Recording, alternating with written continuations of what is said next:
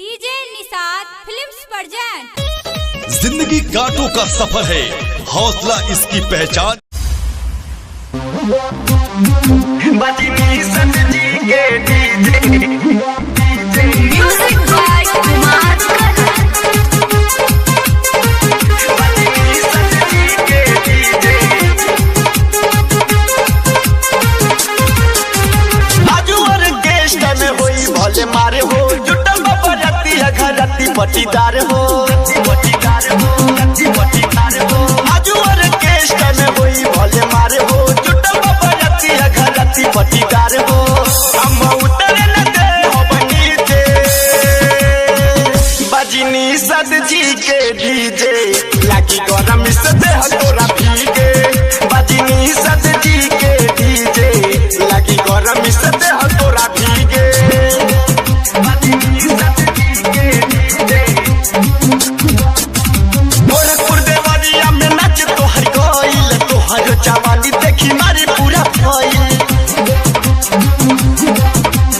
गोरखपुर देवरिया में नाच तोहर गइल तोहर जवानी देखी मारी पूरा भइल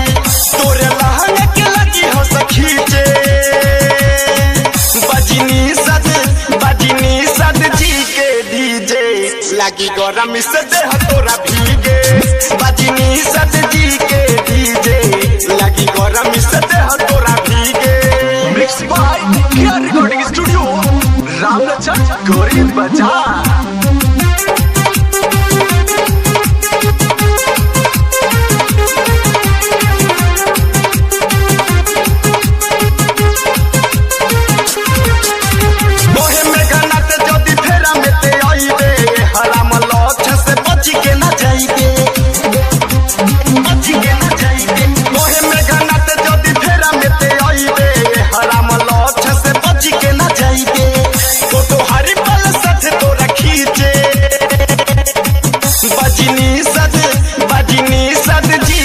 लागी गरम से देह तोरा भीगे बजनी सद जी के डीजे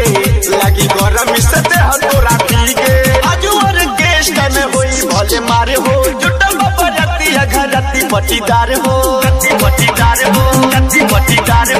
आजू और गेस्ट में होई भले मारे हो जुटल बरती है घरती पटीदार हो हम उतर न दे हो नीचे बजनी सद जी